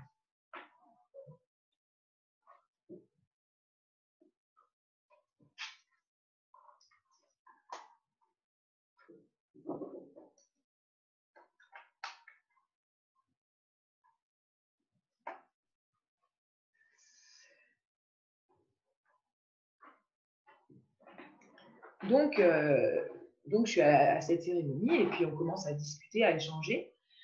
Et je demande à la mère de Marie, est-ce que vous l'avez coupée? Bah, parce qu'en fait, ça se dit comme ça. Est-ce que vous l'avez coupée? Et en fait, la mère de Marie, elle me dit, elle me répond, oui, mais on n'avait pas le choix. J'avais pas le choix. Et en fait, ce jour-là, je me souviens d'avoir ressenti, alors qu'il y avait un espèce d'océan culturel qui nous séparait, une proximité de femmes énorme. Et en fait, effectivement, la mère de Marie, si elle ne faisait pas pratiquer l'excision, si elle refusait de pratiquer l'excision pour sa fille, eh bien, elle était exclue de la communauté et elle se retrouvait toute seule dans le bush avec ses enfants, dans le désert, et elle mourait de faim. Alors, pourquoi je vous parle de ça? Alors, en fait, la mère de Marie, elle était pleinement consciente de la souffrance qu'elle infligeait à sa fille, mais surtout à ce moment-là, eh bien, il y avait une femme, une américaine, qui était arrivée juste à côté du village où habitaient Marie et sa famille, qui était arrivée là plusieurs années auparavant, qui s'était mariée avec un homme afar et qui avait créé une association avec les femmes afares et qui avait milité, travaillé. Ces femmes-là, elles avaient travaillé avec les femmes, mais aussi avec la communauté masculine afar et surtout avec la communauté masculine. Et en fait, elle venait juste d'obtenir en fait l'interdiction de l'excision dans tout le district qui était juste à côté du district où habitait la famille de Marie. Donc, c'était une question qui, à ce moment-là, était hyper forte. Et j'ai bien senti ce jour-là que la mère de Marie, qu'elle était en souffrance, quoi, que ce ne soit pas encore pour eux une interdiction de pratiquer l'excision. Et donc, je voulais vous parler de ça parce que c'est quand même une sacrée lutte, quoi. C'est quand même une sacrée lutte qu'ils ont gagnée en réussissant à faire interdire l'excision dans une région où ça fonctionnait de manière aussi traditionnelle. Alors en même temps, pourquoi je vous parle de ça? Parce que finalement, moi, je n'ai pas vécu ça directement. J'en ai discuté avec des gens qui vivaient, mais moi, je n'ai pas été excisée et je n'ai pas été non plus menacée de l'être.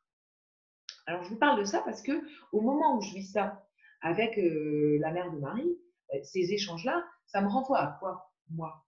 Ça me renvoie à mes droits de femme blanche. Ça me renvoie à ma sexualité qu'on m'a laissé vivre comme je le voulais, librement. Grâce à qui? Grâce à ma famille, à mes parents et surtout grâce à ma mère qui a toujours qui a toujours porté ce discours de liberté sexuelle vis-à-vis de moi. Et tout ça à l'encontre de ce que la société, elle cherche encore à nous imposer et à l'encontre de ce que l'Église, elle a toujours cherché à imposer et elle cherche toujours à imposer aux femmes. Et donc moi, j'ai eu cette chance. J'ai eu cette chance quand je vis cette période en Éthiopie avec Marie et avec les femmes de sa famille, ça me renvoie à cette chance-là. Alors, je ne suis pas en train de vous dire que tout est gagné. Hein. Je sais bien qu'on a encore énormément de chemin à parcourir pour arrêter de considérer, que ce soit en France ou ailleurs, hein, on a encore énormément de chemin pour arrêter de considérer que nous, les femmes, on est là uniquement pour procréer. Nous aussi, on a le droit à notre plaisir. Nous aussi, toutes les femmes du monde, qu'elles soient blanches ou non blanches, elles ont le droit de vivre leur sexualité comme elles l'entendent et non pas comme les hommes veulent leur imposer. Et elles ne sont pas uniquement un objet de procréation. Et donc, c'est à ça que ça me renvoie quand je vis ça en Éthiopie. Et finalement, cette lutte, elle est quand même superbe parce que ces femmes affaires, elles ont gagné leur libération en tant que femmes dans leur vie sexuelle et en tant que mères dans leurs accouchements, mais aussi parce qu'elles sont plus obligées de faire subir cette tradition ancestrale à leurs filles. Donc finalement, elles ont le droit de décider de ce qui est bon pour elles. Elles se sont quand même libérées d'une énorme part de la domination masculine qu'exerçaient les hommes afars et la communauté masculine afar sur elles.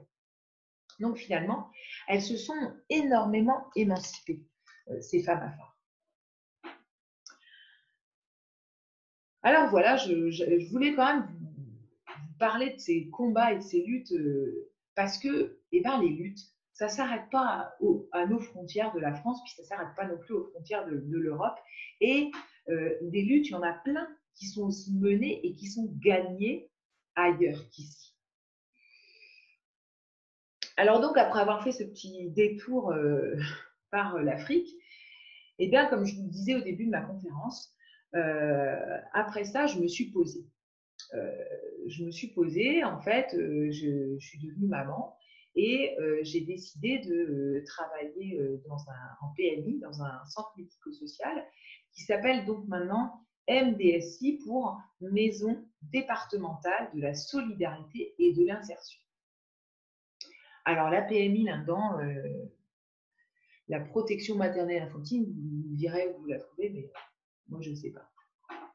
Alors la PMI, la protection maternelle infantile, c'est un service qui a été créé après la Seconde Guerre mondiale. À l'époque, c'était pour diminuer la mortalité infantile qui était vraiment très très élevée après la Seconde Guerre mondiale. Et donc en proposant des consultations pour les nourrissons, des consultations aussi en prénatal pour les femmes enceintes, et puis des visites à domicile pour les femmes enceintes aussi, et pour les bébés et pour leurs familles. Et donc tout ça, un service public, donc non pas gratuit, mais pris en charge par notre système de solidarité, par nos cotisations sociales. Alors, quand j'ai fait la formation à la conférence gesticulée, il y a un prof de socio qui est venu nous parler des rapports de classe et qui nous a dit la phrase suivante. Il nous a dit: les travailleurs sociaux viennent souvent de milieux populaires, de familles d'ouvriers, et ils sont aujourd'hui les contrôleurs de l'État de ces classes populaires. Eh bien, c'est beau, c'est vrai, et ça fait vraiment, vraiment mal au cul. Et ouais. Alors moi, j'aime vraiment bien mon boulot à la PMI. Mais comme beaucoup de travailleurs sociaux, entre l'activité qu'on me demande de faire et l'activité que je devrais vraiment faire, eh ben, c'est quand même un peu le grand écart, quoi. Les psychologues du travail, ils parlent de décalage entre activité prescrite et activité réelle. Alors du coup, entre ce qui est fait ou réalisé, ce qui n'est pas fait, ce qu'on cherche à faire et sans vraiment de succès et qui nous échappe, ce qu'on s'interdit de faire, ce qu'on nous oblige à faire mais qu'on n'a vraiment pas envie de faire, ce qu'on fait sans vouloir le faire, toutes les activités suspendues, empêchées, inhibées ou déplacées, bref, on est très très mal. C'est pas facile de s'y retrouver aujourd'hui en tant que travailleur social. Moi, j'ai la rage. J'ai la rage parce que j'ai la rage de ce qu'on me demande de faire et j'ai la rage parce que on n'apporte pas, on n'est pas efficace. On n'arrive plus à aider les gens. Les gens, il faut qu'ils rentrent dans des cases. Alors, vous avez une première feuille avec plein de petites cases. Puis, il faut que les gens ils rentrent dans toutes les petites cases de la première feuille.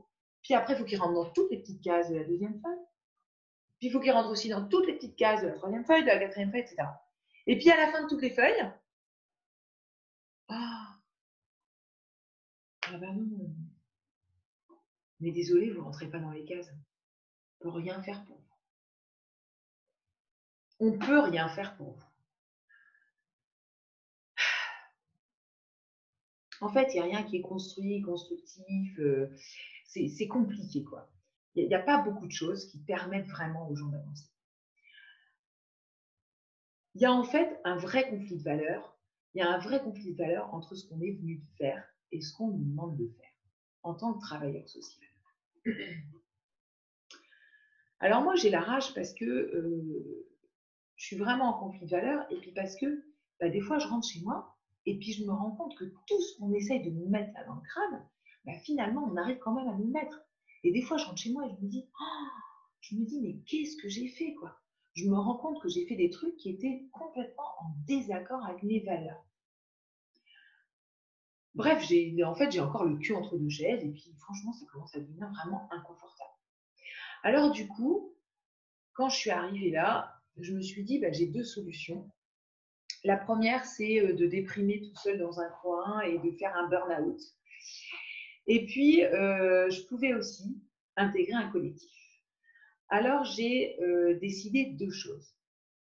La première, c'est que j'ai décidé de rejoindre le syndicat Sud et d'y militer. Mais on dérange quand même beaucoup au sein de l'administration. Et la deuxième chose, c'est que j'ai décidé de devenir un travailleur social apaisé.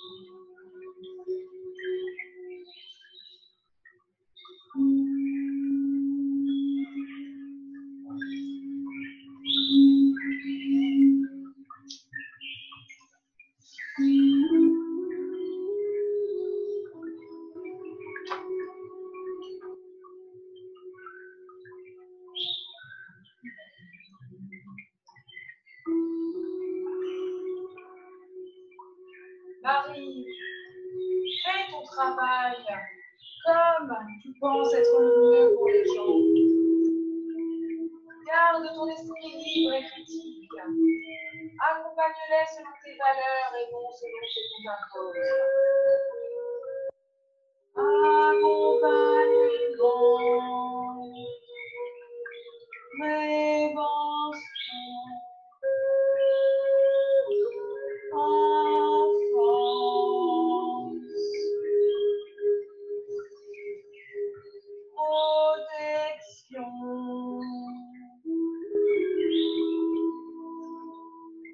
Le service public, le même partout, même droit pour tous. tous.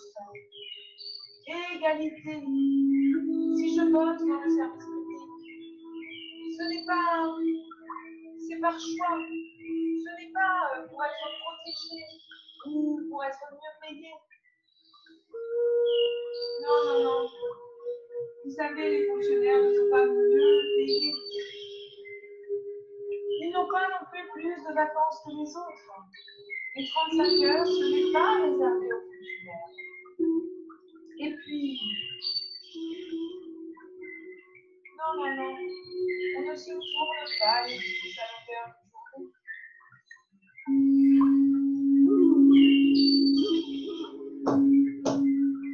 Un service public désigne une activité dont l'objectif est de satisfaire un besoin d'intérêt général. Les services publics sont exercés par l'État ou les collectivités territoriales ou encore par tout organisme privé ou public doté des prérogatives lui permettant d'assurer cette mission. Vous avez bien entendu là? Ah ouais, il fallait bien la rajouter cette petite phrase sur les organismes privés qui peuvent exercer une mission de l'État. Pourtant, le Conseil constitutionnel avait bien défini plus précisément la notion de service public en 1963. Les organismes publics doivent avant tout satisfaire l'intérêt général et donc ne pas recourir aux exigences de rentabilité ou rechercher le profit à la différence des entreprises. Eh ouais.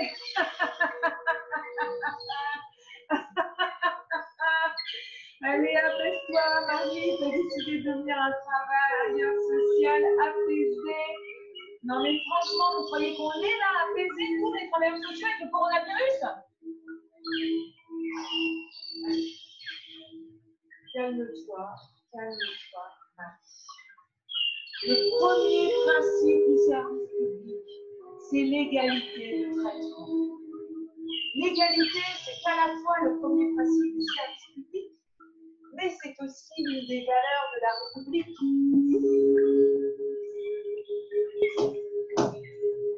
Il ne peut donc exister aucune discrimination au sein d'un service public. Tous les usagers qui se trouvent dans la même situation objective peuvent réclamer les mêmes avantages.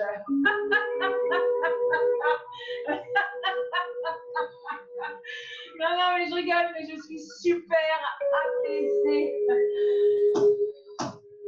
Les principaux droits du fonctionnaire sont liberté d'opinion politique, syndicale, philosophique ou religieuse. Droit de grève, droit syndical, liberté d'opinion syndicale et droit syndical. Non mais nous, au sein du syndicat, nous subissons de grosses pressions, nous avons subi de grosses pressions. Mais je n'en dirai pas plus. Je suis soumise au pouvoir nécessaire. Bah oui, on a subi de grosses pressions parce qu'on a mené des actions. Et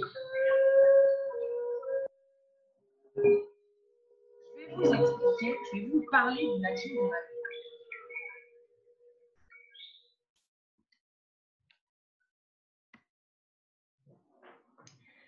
Donc, on a mené des actions et on a mené une lutte, enfin, on a mené plusieurs actions, mais je vais vous parler d'une action particulièrement qu'on a menée avec le syndicat parce que chez nous, dans la Somme, ça tombe bien parce que actuellement, le président du département, son nom, c'est Saumon.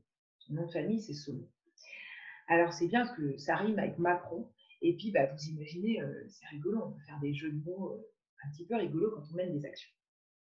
Alors, un jour, on a décidé de faire une action et on a décidé d'enfumer le département. Donc, on avait fait des affiches avec écrit « Enfumons Saumon », le département nous enfume, enfumons le département. Et donc, cet exemple de mobilisation dont je vous parle, c'est une mobilisation qui s'appelle une interpellation directe. Alors, l'interpellation directe, l'avantage, c'est qu'on n'a pas forcément besoin d'être beaucoup. C'est une action qu'il faut pas mal travailler en amont. Il faut beaucoup communiquer. Donc, on avait préparé un communiqué qui s'appelait « Le département nous enfume, enfumons le département ». Et ce communiqué, on l'avait envoyé à J-10 à l'ensemble des élus du département, aux médias locaux. On avait aussi envoyé au public, et puis on avait envoyé aussi aux élus, pas que du département, mais aussi aux élus municipaux, aux élus de la collectivité, parce que c'est pour leur dire quelles étaient les conséquences de la politique du département pour la population. C'était ce qu'on voulait dénoncer.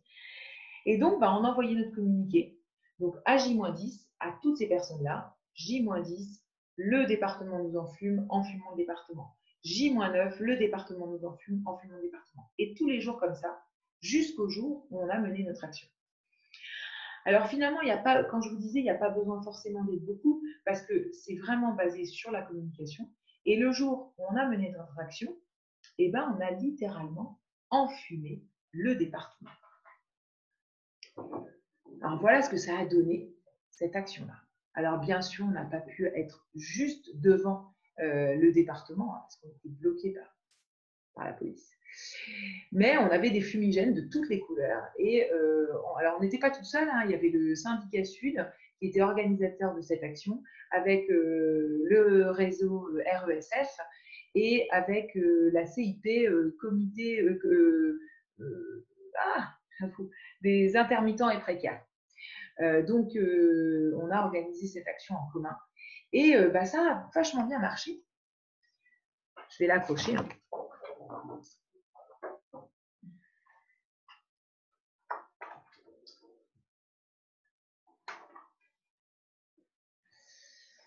Donc, je vous disais, ça a vachement bien marché parce que, du coup, déjà, on a fait quelque chose qui était rigolo, qui était ludique.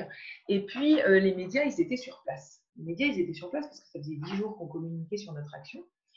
Et donc, il y a eu un article dans le Courrier Picard, il y a eu une interview au journal de France 3 Picardie du soir, et puis, un reportage, et il y a eu une interview à France Bleu Picardie. Et du coup, pour le coup, le président du département, il a été obligé aussi de s'expliquer par rapport à ce que nous, on dénonçait, par rapport à ce que le syndicat dénonçait. Donc ça, c'est des actions qui peuvent être quand même assez facilement menées et puis qui sont souvent réussies. Alors, je voudrais illustrer mon propos par cette phrase de Stéphane Hessel, qui est un ancien résistant, écrivain, militant politique. Alors, Stéphane Hessel, il a dit « Nous avons le devoir de remettre en cause, en tant que citoyens, la légalité d'un gouvernement. Nous devons être respectueux de la démocratie, mais quand quelque chose nous apparaît non légitime, même si c'est légal, il nous appartient de protester, de nous indigner et de désobéir. »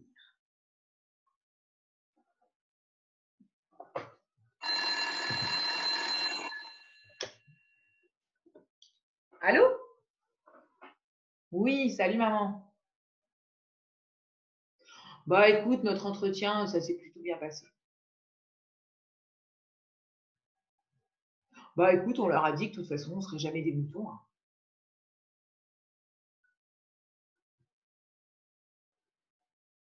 Oui. Ok.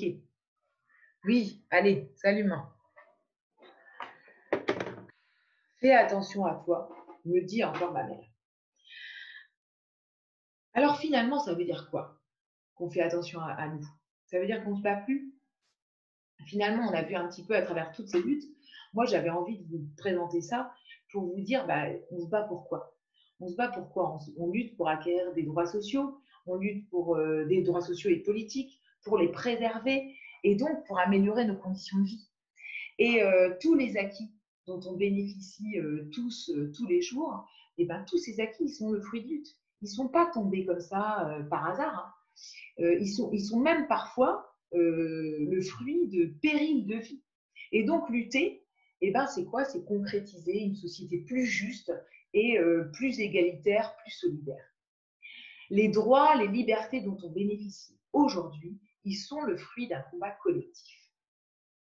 Et puis par les luttes, on l'a vu, eh bien, on s'émancipe. S'émanciper, c'est sortir du système d'oppression, du système de domination dans lequel on se trouve. Alors moi, toutes ces luttes-là que j'ai vécues ou que j'ai lues, ça me pose quand même une question.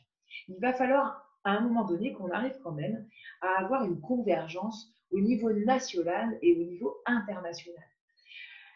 J'ai effleuré un petit peu la lutte féministe avec les inégalités de richesse et puis avec l'excision.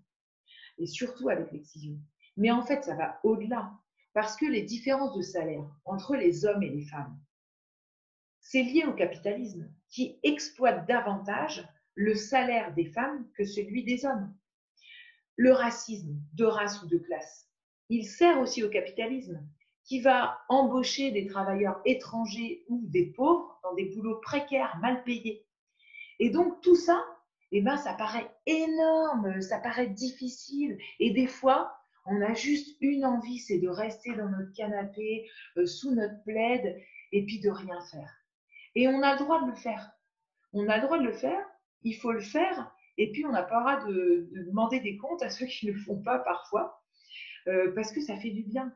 Et puis que c'est toutes ces petites luttes, en fait, tous ces petits colibris qui vont venir mettre leur petite goutte d'eau et qui vont, au bout d'un moment, qui vont faire de grandes victoires. Et donc, c'est une lutte d'ensemble convergente et cohérente qui va nous permettre un jour d'en finir avec tous les systèmes d'oppression pour une émancipation mondiale. Oh ouais, une émancipation mondiale.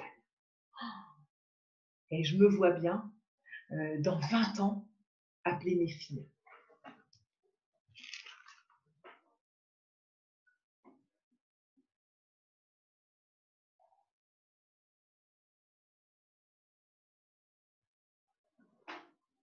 Allô? Oui, ça va mes chouquettes? Ah, vous êtes en train de préparer une action contre la pénurie d'eau. Eh bien, on s'est peut-être pas assez battu pour vous, hein.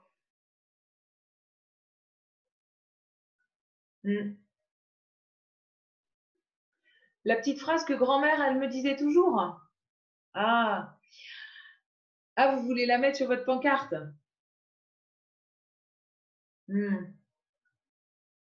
Alors, c'est dans la vie, il faut se battre et rigoler.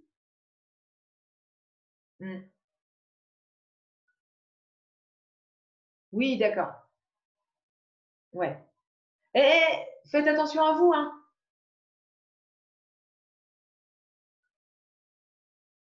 Non, mais vous savez pas ce qu'elles m'ont dit?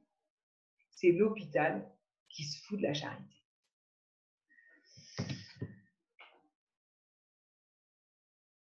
Voilà, ma conférence est terminée. Je vous remercie de l'avoir regardée jusqu'au bout. Et on va finir avec cette petite chanson. La lutte de classe s'est dépassée. De la compagnie Joli. La colère et les saisissent doivent collaborer. La droite, la gauche capitaliste ont ouvert la voie au fascisme. Alors ne trouve pas de colère. Et méfie-toi des milliardaires. Un tabou sans œil de verre. Oui, méfie-toi des milliardaires. La colère est légitime. Tu peux rêver du RMI, même si certains estiment que c'est bien beau, que ça suffit.